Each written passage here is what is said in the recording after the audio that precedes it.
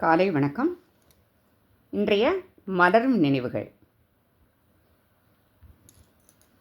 தஞ்சை ஜில்லாவில் இசை கச்சேரிகள் நடத்திய இடங்கள்: திருத்துறைப்பூண்டி, வலங்கைமான்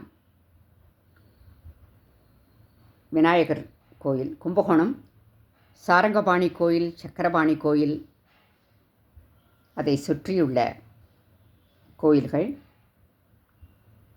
அதன் பிறகு சீர்காழி, சிதம்பரம் நடராஜர் சன்னதியில் ஒரு 4 முறை பாடியிருக்கின்றேன். தில்லைக்காளியில் 2 முறை பாடியிருக்கிறேன். அதன் பிறகு மாயவரம் மயூரநாத சுவாமி கோயில், மாயவரம் ஜங்ஷன் விநாயகர், அதேபோல் குடந்தை விநாயகர் கோயில் சபா கச்சேரிகள் அதிகம் செய்திருக்கின்றேன். அதேபோல் கடலூர் விநாயகர் ஆலயம், கடலூருக்கு பக்கத்தில் விருதாச்சலம் விருதகிரீஸ்வரர் ஆலயம், கொளஞ்சியப்பர் கோயில், அருமையான கோயில். 4-5 முறை அங்கு இசை நிகழ்ச்சி நடத்தியுள்ளேன். அற்புதமான கோயில். அதேபோல் கும்பகோணம் அருகிலுள்ள உப்பிலி அப்பன் கோயில், உப்பில்லாமல் அந்த இறைவனுக்கு நிவேத்தியம் படைப்பார்கள். அந்த கோயிலில் வசந்த உற்சவத்தில் அதிக முறை பாடியிருக்கின்றேன்.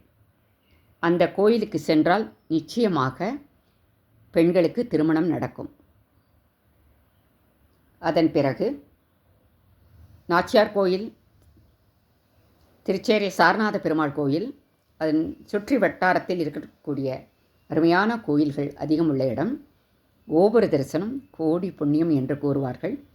அதேபோல் தஞ்சாவூர் பெரிய கோவிலில் 6-7 முறை வெளிப்பிரகாரத்திலும், அதன் பிறகு கிருபானந்த வாரியார் அவர்கள் வந்த சமயத்திலும் பாடியிருக்கின்றேன்.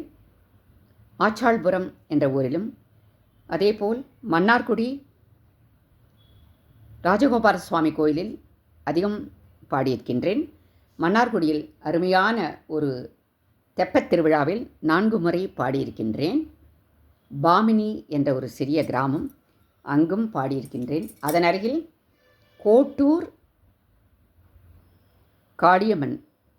காட்டூர் காளியம்மன் கோயில், மிக அற்புதமான ஒரு விசேஷமான ஒரு கோயில். 10 நாட்கள் அங்கு திருவிழா நடக்கும். அதன் பிறகு அதன் அருகில் இடச்சிமூலை என்ற கிராமத்தில் பங்குனி சித்திரை மாதம் ஆற்றங்கரை வறண்டிருக்கும். அந்த இடத்தில் மேடை போடுவார்கள். அதில் அருமையான ஒரு மணல் மேட்டில் ஆயிரக்கணக்கான மக்கள் கூடியிருப்பார்கள். மாலை 7 மணிக்கு நிகழ்ச்சி ஆரம்பித்து இசை நிகழ்ச்சி ஆரம்பம், இரவு 10 மணி வரை.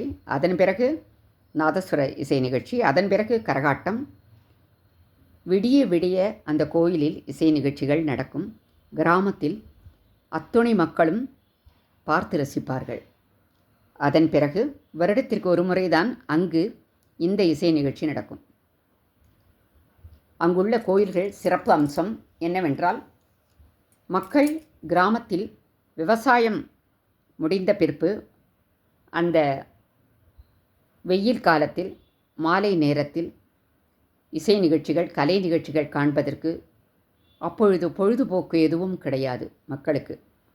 இந்த கோயில் திருவிழாக்கள் அதிகமாக வந்து கண்டு கழித்து குழந்தைகளுடன், குடும்பத்துடன், உற்றார் உறவினர்களுடன் வந்து கண்டு ரசிப்பார்கள்.